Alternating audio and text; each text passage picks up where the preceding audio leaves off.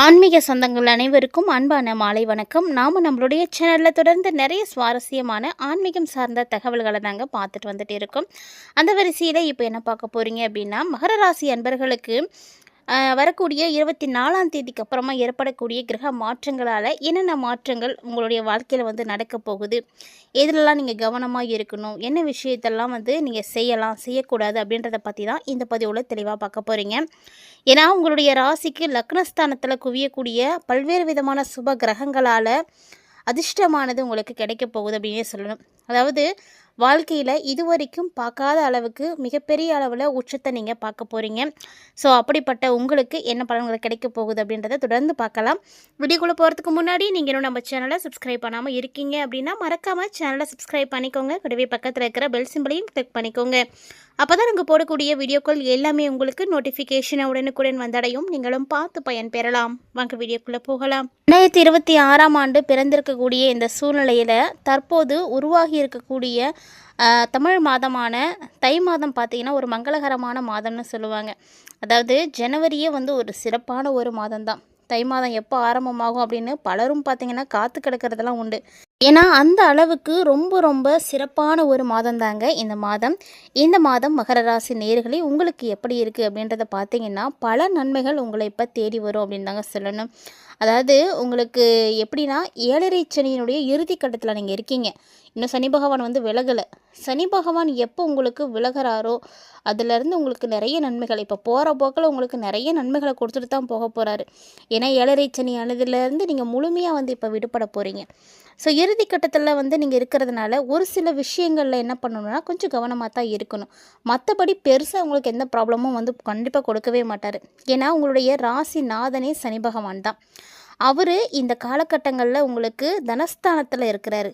சாதாரணமான இல்லைங்க, ரொம்ப பலமாக அமர்ந்திருக்காரு. சனி பகவான் பலமாக இருக்கும் பொழுது நிச்சயமாக நல்லது தான் செய்வார். ஸோ பணப்புழக்கத்தை எல்லாம் அதிகமாக்கி கொடுப்பாரு. உங்கள் மனசுக்கு எதெல்லாம் கஷ்டம் கவலை அப்படின்னு நினைக்கிறீங்களோ அதை எல்லாத்தையும் தீர்த்து கொடுப்பாரு. சூரியன், சுக்கிரன், புதன், செவ்வாய் இப்படி எல்லா கிரகங்களுடைய சேர்க்கையுமே மகர ராசிக்காரர்களுக்கு மகர ராசியிலே இருக்கிறதுனால நீங்கள் பயப்படவே தேவையில்லை. ஏன்னா சுப கிரகங்களுடைய சேர்க்கையே இதுதான். இது எல்லா கிரகங்களும் சேர்ந்து உங்கள் ராசியில் இருக்கிறதுனால நல்ல காரியங்கள் எல்லாமே உங்களுக்கு அடுத்தடுத்து நடக்க ஆரம்பிக்கும். நீங்கள் எதெல்லாம் நடக்கணும் அப்படின்னு ஆசைப்பட்றீங்களோ அதெல்லாமே நடக்க போகுதுங்க. அதாவது மகர ராசிக்காரங்க படாத கஷ்டங்கள்லாம் இல்லவே இல்லை. இந்த 7.5 சனி முடியறதுக்குள்ளேயே பார்த்தீங்கன்னா மீண்டு இருக்கக்கூடியவர்கள்லாம் மிகப்பெரிய விஷயந்தான். அந்தளவுக்கு நிறைய கஷ்டங்களை பார்த்தாச்சு, நிறைய அவமானங்களை தாண்டியாச்சு, நிறைய கெட்ட பேர் வாங்கியாச்சு.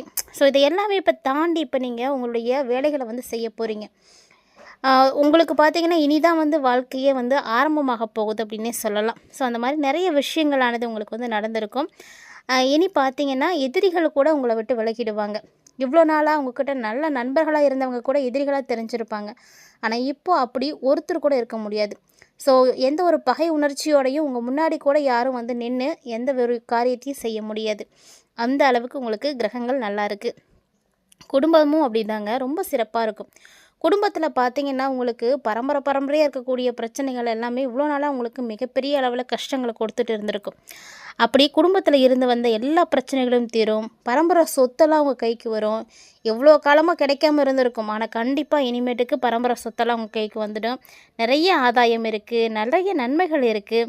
ஸோ நீங்கள் நினைக்காத அளவுக்குலாம் நல்ல மாற்றங்கள் கிடைக்கும். இது எல்லாத்துக்குமே முக்கிய காரணமாக இருக்கக்கூடியது அப்படின்னு பார்த்திங்கன்னா குருவினுடைய சஞ்சார பலன்கள் தான்.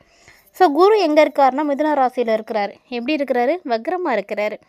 ஸோ உங்கள் ராசிக்கு பார்த்திங்கன்னா 3 மற்றும் 12 இந்த வீடுகளுக்கு அதிபதியாக இருக்கக்கூடிய கிரகம் தான் குரு. குரு பார்த்திங்கன்னா சுப கிரகம்னு சொல்லுவாங்க. அவர் வக்ரம் பெற்று இருக்கிறார் அப்படிங்கும் பொழுது நீங்கள் அவ்வளவுக்கு ஆர்வம் காட்டாத காரியங்களில் கூட உங்களுக்கு வெற்றி கிடைக்கும்.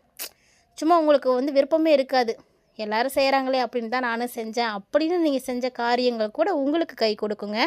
அந்த அளவுக்கு உங்களுக்கு நல்ல ஒரு டைமிங்காக இருக்குது. உங்களுடைய நண்பர்களும் சரியான சமயத்தில் கை கொடுத்து உதவுவாங்க.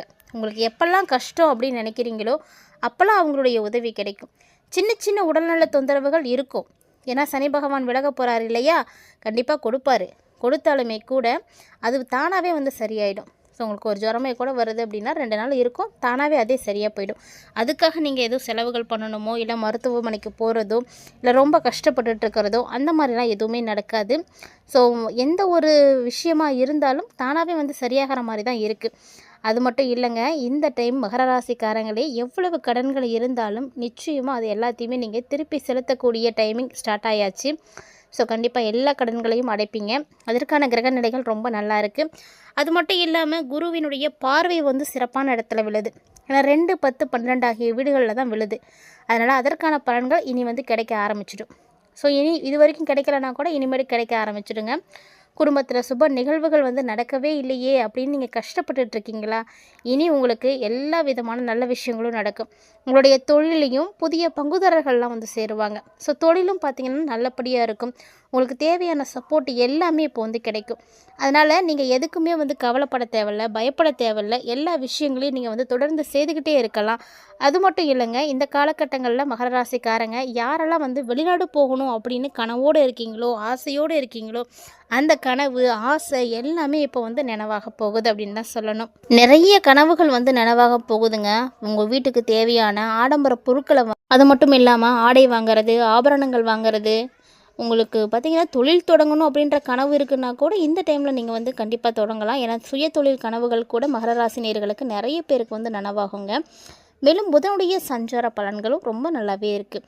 மகர ராசியில் 6 மற்றும் 9ஆம் வீடுகளுக்கு அதிபதியான கிரகம் புதன். அவர் பார்த்திங்கன்னா வரக்கூடிய 29ஆம் தேதியிலிருந்து கும்பராசியில் சஞ்சரிக்க போகிறாரு. ஸோ இந்த காலகட்டங்களும் உங்களுக்கு ரொம்ப நல்லாவே இருக்கும். அதாவது தொழில் ரீதியான மாற்றங்களை எல்லாமே ஏற்படுத்துவார். பணியில் இருக்கக்கூடியவர்களாக நீங்கள் இருக்கீங்க அப்படின்னா உங்களுக்கு மேலதிகாரிகளுடைய ஆதரவு கிடைக்கும். ஸோ கூட வேலை செய்யக்கூடியவங்களுடைய சப்போர்ட் கிடைக்கும். அதாவது நிறைய நல்ல செய்திகள் கிடைக்கும். ஸோ உங்களை பொறுத்த வரைக்கும் மகர ராசிக்காரர்களுக்கு எல்லாமே வந்து நல்லதாகவே நடக்க போகுதுங்க. அந்த அளவுக்கு ஒரு சிறப்பான ஒரு நேரம். இந்த காலகட்டங்களில் நீங்கள் இடமாற்றங்கள் வேணும் அப்படின்னு நினைக்கிறீங்கனாலும் அதுவுமே உங்களுக்கு ஈஸியாக கிடைக்கும். பெற்றோர் வழியிலிருந்து வந்த கருத்து வேறுபாடுகள், மனஸ்தாபங்கள் எல்லாமே வந்து நீங்கும். ஸோ அவங்களுடைய சப்போர்ட்டுமே இப்போ உங்களுக்கு வந்து கிடைக்க ஆரம்பிக்க போகுது. இதோடு உங்களுக்கு பிள்ளைங்க வழியிலையும் நல்ல செய்திகள்லாம் வந்து இருக்கும். ஸோ பிள்ளைங்களும் வந்து சந்தோஷமாக இருப்பாங்க. பூர்வீக சொத்துக்களில் பங்கு பிரிச்சுக்கிறதுல இருந்து எல்லா பிரச்சனைகளுமே இப்போ உங்களுக்கு வந்து தீர ஆரம்பிக்கும். ஸோ இதுதாங்க என்னுடைய பிரச்சனை அப்படின்னு நீங்கள் நினச்சிக்கிட்டு இருந்த எல்லாமே வந்து இப்போ வந்து நீங்கள் போகுதுன்னு தான் சொல்லணும். இந்த டைமில் நீங்கள் தங்கத்தை நிறைய வாங்கி குவிக்க முடியும். தங்கம் சேர்றதுக்கான வாய்ப்புகள் நிறையவே இருக்குது. புதுசாக நீங்கள் வாங்கலை அப்படின்னாலுமே கூட அடகு வச்சுருக்கக்கூடிய நகைகளை கூட இப்போ மீட்டெடுப்பீங்க. ஸோ தங்கம் சம்மந்தப்பட்ட விஷயங்களில் மகர ராசிக்காரங்க இந்த காலகட்டங்களில் முதலீடுகள் செஞ்சீங்க அப்படின்னா ரொம்ப நல்லா இருக்கும். ஸோ உங்களுக்கும் அதில் தான் முதலீடுகள் செய்கிறதுக்கான வாய்ப்புகள் பெரும்பாலும் வந்து கிடைக்கும். தங்க பத்திரங்கள்லாம் வச்சுருக்கீங்க அப்படின்னா கண்டிப்பாக அதெல்லாம் வந்து நீங்கள் பத்திரமா வச்சுக்கோங்க. ஸோ இதெல்லாமே வந்து உங்களுக்கான ஒரு வாய்ப்பு தான். இது வரைக்கும் கிடைக்காத சந்தர்ப்பங்களும் வாய்ப்புகளும் உங்களுக்கு இப்போ கிடைக்கிது அப்படிங்கும்போது அதை நீங்கள் பயன்படுத்திக்கோங்க. அது ரொம்பவே நல்லது. மேலும் இந்த காலகட்டங்களில் பார்த்திங்கன்னா அதாவது புதிய பாதைகளை எல்லாத்தையுமே உங்களுக்கு சனி பகவான் ஏற்படுத்தி கொடுப்பாருங்க. அவரை ஏற்படுத்தி கொடுக்கக்கூடிய பாதை வழி நீங்கள் போனீங்க அப்படின்னா பிரம்மாண்டமான வெற்றி வாய்ப்புகள்லாம் உங்களுக்கு வந்து காத்துட்ருக்குன்னு சொல்லணும். சோம்பேறித்தனமாக இருந்த காலத்தை எல்லாம் விட்டுடுங்க. இனிமேட்டுக்கு பார்த்திங்கன்னா ரொம்ப சுறுசுறுப்பாக நல்ல வந்து செயல்படணும் அப்படின்ற எண்ணத்தோடு வந்து இருங்க. மேலதிகாரிகள், நிறுவனத்தின் மேலே இருந்து வந்த வெறுப்பு, இப்படி எல்லாமே வந்து உங்களுக்கு வந்து சரியாக போயிடும். ஸோ புத்துணர்ச்சியோடு நீங்கள் வந்து வேலை செய்கிறதுக்கு ஸ்டார்ட் பண்ணிவிடுவீங்க. இப்படி நீங்கள் இருக்கும் பொழுது நிறைய விஷயங்கள் நல்லபடியாக நடக்கும். 12ஆம் இடத்துல ஏதாவது ஒரு கிரகம் இருந்தாலே நன்மையை கொடுக்கும்.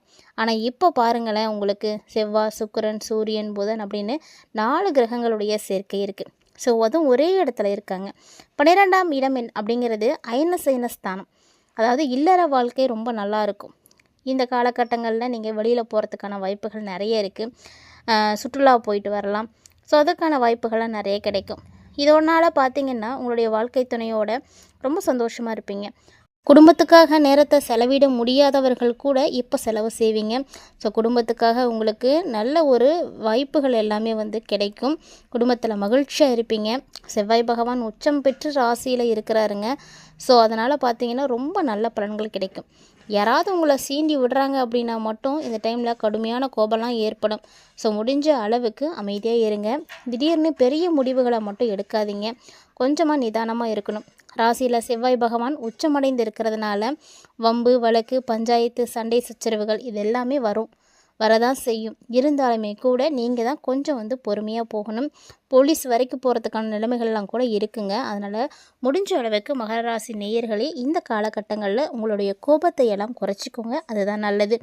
ஸோ இருந்தாலுமே இந்த மாதிரியான பிரச்சனைகள் ஏற்படாமல் இருக்கிறதுக்கு நீங்கள் செய்யக்கூடிய எளிமையான வழிபாடு என்ன அப்படின்னா, உங்கள் வீட்டுக்கு பக்கத்துலேயே முருகன் கோவில் இருக்குது அப்படின்னா முருகனை போய் வழிபாடு செய்துட்டு வாங்க.